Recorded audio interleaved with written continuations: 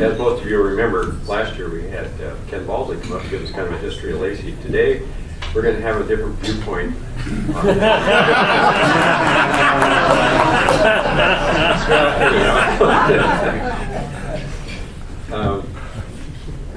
Our former Senator Karen Fraser is going to give us her viewpoint. She called it Lacey history as she lived it, which is not exactly the same as what Ken talked about, the general history, but specific things that she was involved with in the city. So it's not a total history, it's the things that she was involved with, because she's been in this area for over 50 years now. I'll tell you briefly about her. She's been directly engaged in public policy pertaining to Lacey for about 45 years now. She's been a member of the Citizens Transportation Advisory Committee to the Thurston Regional Planning Council, a member of Lacey Planning Commission, Lacey City Council member. She was a Lacey Mayor, Thurston County Commissioner. She was president of the Washington State Association of Counties. And many of these that she's been involved with, she was either the first or second woman that's ever held that position. She was a state representative for 2 terms and a state senator for 6 terms. Some of the things, she got a leadership award from Thurston County and the Olympia Thurston Chamber of Commerce Foundation, and a lifetime citizenship award from the Thurston County League of Women Voters. Just some personal things. She likes to climb. She summited 4 of Washington's major peaks: Mount Baker, Glacier Peak, Mount St. Helens before and after the eruption, and Mount Olympus. She also completed the Capital City Marathon twice. And won a lot of sailboat races on Puget Sound in her own sailboat. She's a graduate at University of Washington, got a BA in sociology and a master's of public administration, and an adjunct faculty member in the Master of Public Administration program at Evergreen State College for 15 years. So let's welcome former Senator Karen Fraser.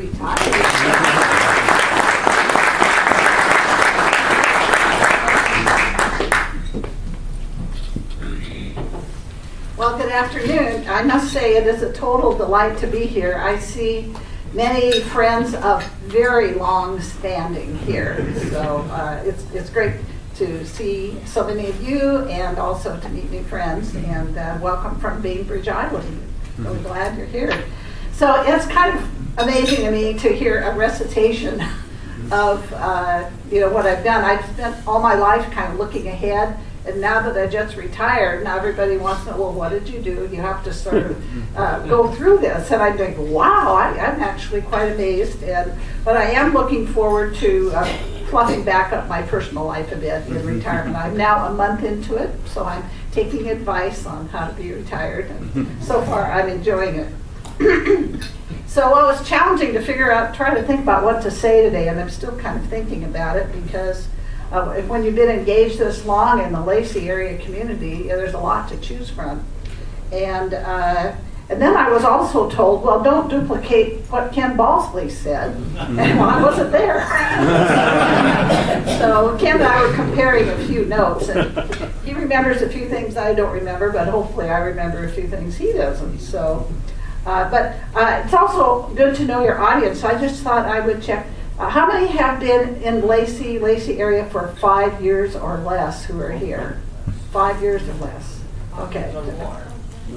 No, less. I want to see who the real newcomers are. So, yeah, a few newcomers. Then what about 20 years or less? Well, a lot of people. Okay, then we'll get up to 50 years or more. There's quite a few. There's some, when I said friends of long standing, there are a lot of you here. So thank you for being part of the glue of the Lacey community and helping our area to build and grow. And so I have lived in Lacey. I've been engaged in Lacey 48 out of 50 years of its life. So I calculated that's 96% of Lacey's life, both as a city, as a resident, a city official, a county commissioner, and a legislator, because it's county very involved in the Lacey area, and as a legislator heavily involved in, above all, trying to get money for the Lacey area, and there was a lot. I lived in Lacey 32 years, first at the Capitol Club Apartments, and they were brand new, then Garden Estates condominiums in a brand new condo, and then in a home in Montebello subdivision, a Blume development, I should say, and that was a new house too. So I think that's kind of a sign of what Lacey's like. It's always growing, and so everywhere I've lived in Lacey, it was new. I got married at Sacred Heart Church, had a wedding reception at Panorama City, and the Johnny Lewis Band played there. So very, very Lacey. I now live on Cooper Point, but I continue to go to church in Lacey. And I have a daughter who graduated from Timberline. I don't want to talk too much about how you get into office, but if you ever want to talk about all the ins and outs of that, I'd be happy to do it. But one thing I do remember, I'm supposed to talk about memories, when I became mayor, it was a shock because there were hardly any women mayors back then. So over here on the side is the front page of the Olympian. My brother was so shocked he had it plasticized. And at the time I was the youngest mayor. I don't know if that's still the case or not, but I was certainly the first woman mayor. So the headline there is Lacey takes a Ms. Mayor, MS, because I was very involved in the women's movement at the time. We had recently passed the state equal rights amendment to the state constitution.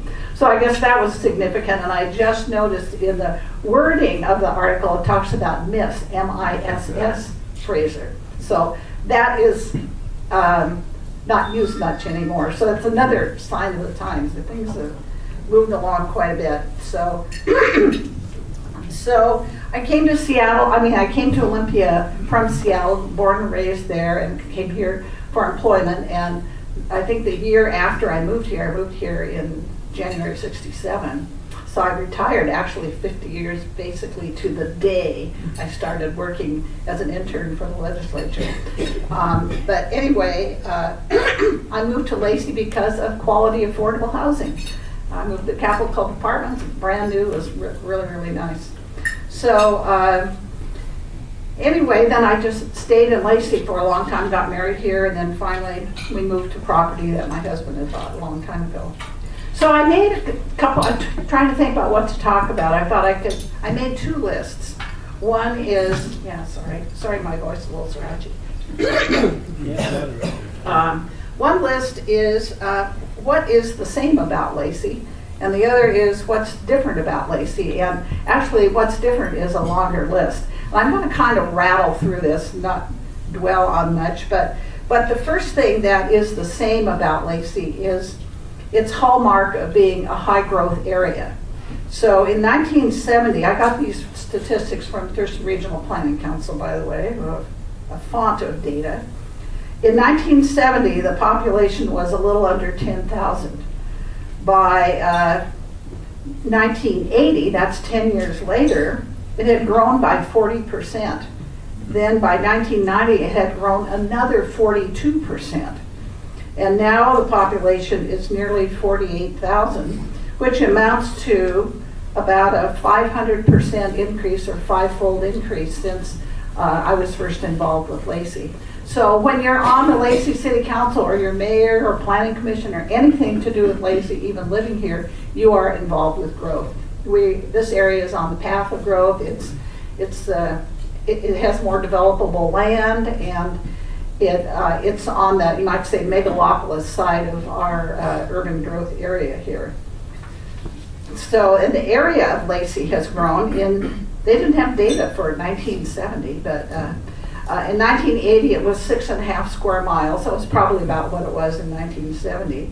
But by 1990 it was 10 square miles, and then in 2000, that must have been the Hawks Prairie annexation, it became 16 square miles. So that was an increase of about 40% of land area in 20 years. So another sign of growth. So since 1980, it's about a 50% increase. Among my memories of the growth of Lacey, a big annexation of Hawks Prairie, Mark Brown, I think, was mayor then. And the big kind of joke was that, you know, Lacey's March to the Sea, or Mayor Brown's March to the Sea. So we all kind of chuckled about that. But I think it's worked out quite well. So a lot of subdivision activity in some years. The number of new lots created in the county, half of them were in Lacey. So Lacey's had big growth spurts and then sometimes not, but it's steady growth. And the number of commuters, Thurston Regional has a lot of data. In 1970, inbound and outbound commuters from the county were 6,000, and recently it was about 52,000. So we all see that on I-5 and the arterials and everywhere we go. So it's about a nine times increase in 40 years. So growth, growth, growth. So Lacey has been constantly building community, and that means starting with the social infrastructure, with people getting acquainted. And that's why I say, you know, this Rotary Club is part of the glue of the greater Lacey area. People are constantly getting acquainted, forming new clubs, new organizations, new churches, new athletic organizations, and so forth. Meeting their neighbors, new neighborhood associations. Constantly building community through infrastructure. So if you're on the city council, or your mayor, you're constantly dealing with water, sewer, roads, traffic signals, new parks, infrastructure of the city. The city needs it as it grows. And maybe to that I could add, you know, even Lacey helped pay for the freeway interchange at Marvin Road, which I personally think that was wrong. The city shouldn't have to do that.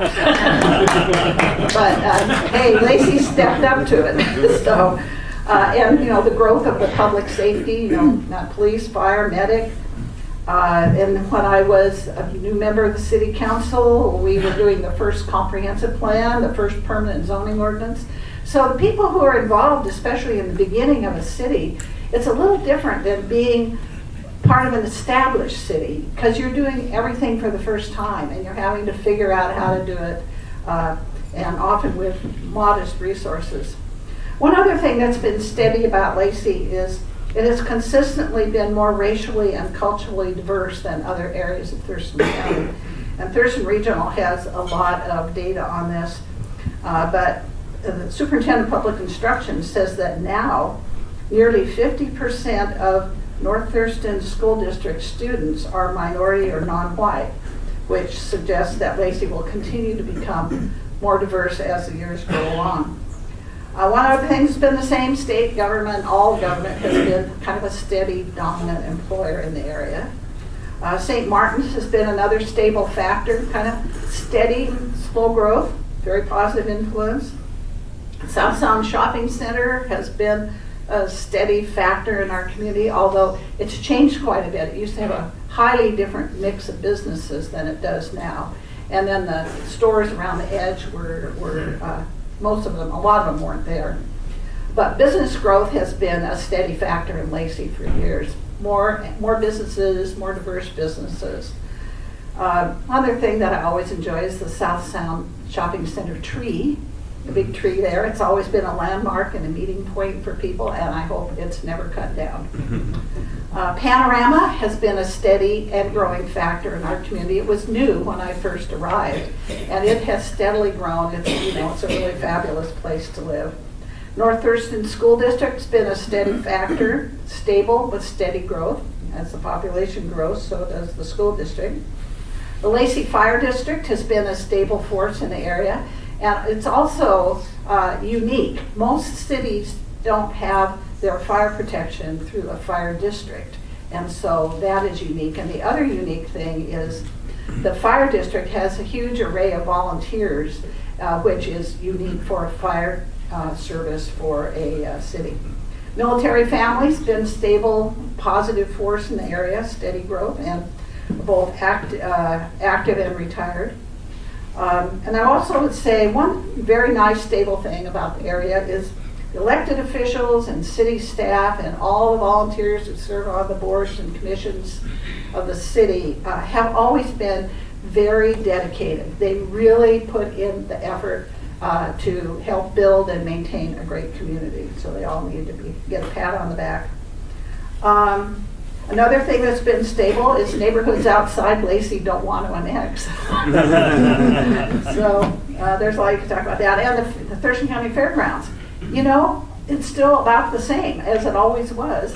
When I was a county commissioner, we did a big study on whether we should move it and make it a big fancy fairgrounds, kind of like up at Puyallup, and the conclusion was no, we like our homegrown fairground. So there it is, same as it's basically always been, a few new buildings, but that's about it.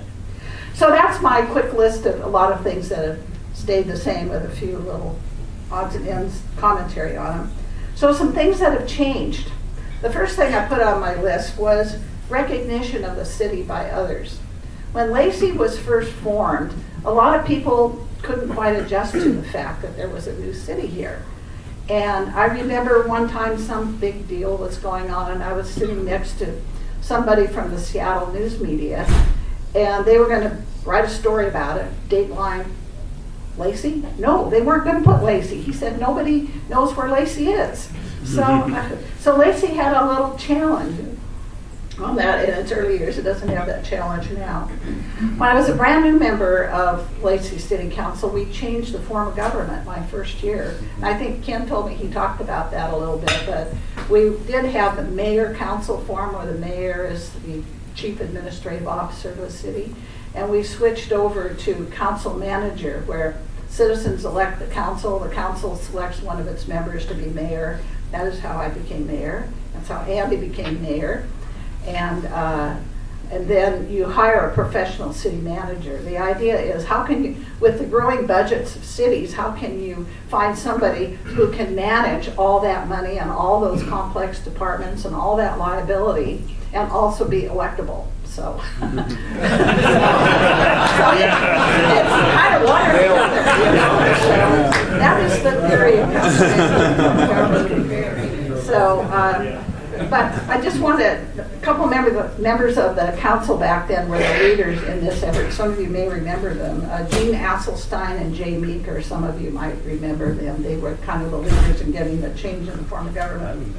And then the big deal, a big huge deal when I was mayor, is we constructed the first permanent city hall. Well, it's still the same city hall, although it's a lot bigger.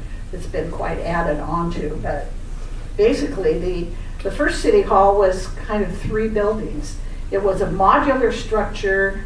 Let's see, where are we? Just down the street. Yep. For the city administrative staff. Next door to it was an old white house that had the police department in it. And then there was a kind of a tear down old building on Willow Street that was used as a community center and city council meetings. So every time I go into the current city hall and I see this lovely city council chamber, I still have a flashback and I go, wow, isn't this grand? So yeah, we had folding tables, etc. that we sat in. So, but the big deal with getting the new city hall, see, I still call it new, was at first, we thought it should be on St. Martin's property. That would be really a great place with the trees and everything. But St. Martin, we proposed leasing it. And St. Martin's was willing to lease, they didn't want to sell. But we had such a negative, sharp reaction from citizenry, feeling that if a city hall should be permanent, it shouldn't be on leased land. So finally, we negotiated with St. Martin's and they agreed to sell the property to the city, but with a few kind of protective caveats on it. But we did build the city hall on time, on budget, without debt. So I was pleased about that. And then there's a lot more I could talk about. Oh, the architect was Ron Rowe, Lacey architect, and I believe he was a member of this club. President, okay, yeah. And the thing I remember what Ron said about the city hall is, my buildings don't have backs. In other words, it was kind of a sculpture, not a picture with a front and a back. So, but it's been quite added on to. The big thing I got going while I was mayor was the Lacey Museum and the Lacey History Program. And Denise Keegan was my intern helping with that, and she was president of the student body at St. Martin's at the time. But believe it or not, the history program went through the city council on a 4-3 vote. So we almost didn't do it. And then, since we moved the city hall, we now have the old White House the police department was in we thought that could be the museum. But then where do you move it to? Because the fire district was going to build a new headquarters there. So then we couldn't figure out a place. And that almost fell through. But then the Lacey Women's Club, bless their hearts, came through. They had some extra property there on Lacey Street, and they donated the land for the museum. And so now we have for a long time we have a museum there, and the program seems to be going well. How am I doing on time? You got about 2 minutes. 2 minutes left. Well, there's so much more about roads and parks, regional services, commercial activity, Old Lacey, Panorama, Civic Plaza. I worked on the zoning for the Hawks Prairie when I was county commissioner, quite a huge deal, and the zoning for along the Yelm Highway. As a legislator, as I said, worked on money, money, money, money. So got a lot of money for a lot of projects around here. Got the authority to do the project that ended up with the regional ball fields. That was kind of my idea, getting an amendment on a bill in the Senate. So rails to trails. There used to be 2 rail lines through here. Now they're trails. Anyway, there's a lot that's going on in Lacey. It'd be fun to talk longer, but I think Lacey continues to have a bright future. It's going to continue to grow and diversify and be spectacular. You know, there's a new museum in the works, Veterans Center, the Andy's Honchowing, continued expansion of South Puget Sound Community College. And then I want to be sure that you all know there's the 50th anniversary coming up for the City of Lacey. Lacey's had a number of celebrations this year, but there's the Mayor's Gala coming up on Friday, April 28th, St. Martin's. And you're all invited, and if you'd like to be a sponsor of the event, you are cordially invited, and you can have a table. You can be a sponsor. You can. Andy's here; he can tell you all. So I'm delighted to be here and help refresh some memories about Lacey's history as I've lived it. Thank you.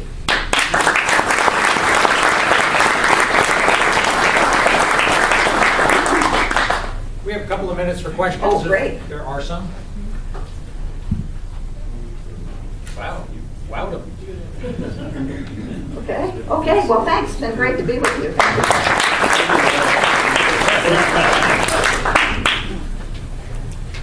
So as part of our tradition, we honor you by donating a book in your name to the South Sound Reading Foundation. So you can take this back to the table and go ahead and sign that. And I'll get it to the foundation. Thank you very much. Oh, sorry. The title is The Great Cake Mystery. Absolutely no relation to the topic.